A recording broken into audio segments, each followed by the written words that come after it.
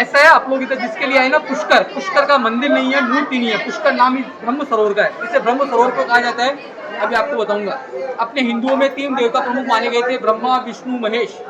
शिव का धाम है काशी वाराणसी के अंदर, विष्णु का धाम है बोध गया बिहार के अंदर, भगवान ब्रह्मा का धाम है ये ब्रह्म सरोवर पुष्कर के अंदर। जब सृष्टि का उत्पत्ति हो रहा था तो विष्णु भगवान क्षीर सागर में शयन कर रहे थे, तब शयन का मतलब सो रहे थे, तब जगत पिता ब्रह्मा उनके पास में जाते हैं और बोलते हैं कि हे विष्णु भगवान, मृत्यु लोक में आपका तीर्थ है गया में, शिव का तीर्थ है काशी वाराणसी में, ऐसा मेरा भी तीर्थ स्थान होना चाहिए जिससे मैंने सृष्टि का उत्पत्ति किया है, जिससे लोग मुझे जाने।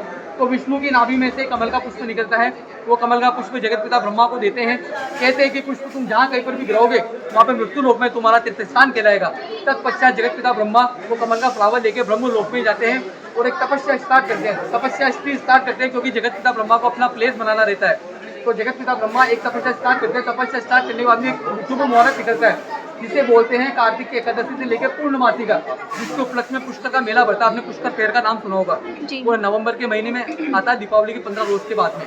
एकादशी से लेकर पूर्णमासी का 5 दिन का मेला बढ़ता है। इधर में वो कमल का फ्लावर ब्रह्म लोक से पाताल लोक की तरफ गिराते हैं। तो ये 20 सेंटर दिख रहा है ऑरेंज कलर में, सबसे पाताल छेदन होकर उसको से जल उत्पन्न होता है। जल उत्पन्न होने के बाद में उसका नाम पड़ता है पुष्कर। पुष्कर का मतलब क्या होता है? पुष्प मीन्स फूल, कर माने जगत पिता ब्रह्मा का हाथ, इसी प्रकार से उत्पत्ति था पुष्कर का। यहाँ पर बैठ के जगत पिता ब्रह्मा और उनका दो वेद माता गायत्री, दूसरा पत्नी ने बैठ के यज्ञ किया था। भगवान ब्रह्मा का पहला पत्नी था सावित्री, जो ब्रह्मा से नाराज हो गया। क्यों हो गया?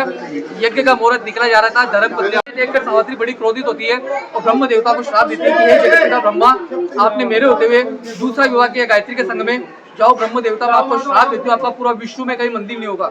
मंदिर होगा तो सिर्फ पुष्कर में होगा, परंतु उस मंदिर का मूर्ति का कोई भी घर परिवार वाला गृहस्थ लोग पूजा अर्चना नहीं करेगा। साधु सन्यासी लोग होते हैं वो मंदिर का प्रे करते हैं। क्यों करते हैं? क्योंकि जगत पिता ब्रह्मा मंदिर का स्थापना आदि गुरु शंकराचार्य जी ने 1000 वर्ष पहले किया, इसलिए साधु सन्यासी लोग मंदिर का प्रे करते हैं। अपने से यात्री वगैरह आते हैं वो ब्रह्म स्वरूप ले आते हैं। ब्रह्म रूपेण पुष्कर है, ब्रह्मा का रूप स्वरूप जो भी है ये जल रूप नारायण है। ये आपको जल के चारों तरफ ये व्हाइट बिल्डिंग दिख रहे हैं, ये 52 राजा महाराजों के 52 घाट है। जयपुर महाराजा, जोधपुर महाराजा, भरतपुर महाराजा, ग्वालियर महाराजा, ऐसे 52 घाट बने हुए हैं जिन्होंने यहाँ पे डोनेट देके गए राजा महाराजाओं ने। 1000 टेम्पल है, 1000 नगर में मंदिर है। किसी मंदिर में मूर्ति में इधर में भेंट पूजा अर्चना दान डोनेशन का काम भी होता है।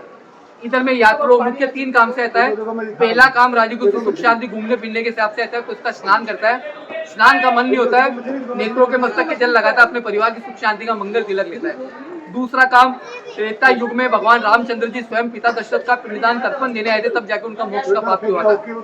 पितरों का मोक्ष वगैरह भी यही होता है। तीसरा काम, जो कोई भी गुजर जाता है तो उनका इधर में अस्थि विसर्जन वगैरह भी होता है। पंडित जवाहरलाल नेहरू, महात्मा गांधी, इंदिरा गांधी, अटल बिहारी वाजपेयी, बाला साहेब ठाकरे, सबका अस्थि विसर्जन वगैरह भी यही पे हुआ था। अपने हिंदुस्तान में पूरे 4 धाम बने हुए और 68 तीर्थ स्थान, उन सब तीर्थ स्थानों को गुरु तीर्थ गुरु पुष्कर को कहा गया है। क्यों कहा गया है? क्योंकि कहते हैं कि गंगा जाए गोमती जाए सब तीर्थ करियावे, एक धाम पुष्कर नहीं आवे तो यात्रा सफल न पावे। 4 धाम की यात्रा कर लो, पुष्कर नहीं हो तो यात्रा निष्फल है। और अगर डायरेक्ट पुष्कर आ गए तो 4 धाम की यात्रा जैसा फल मिलता है। यही पुष्कर की महिमा है, यही पुष्कर का लेख है। Thank you sir, thank you so much.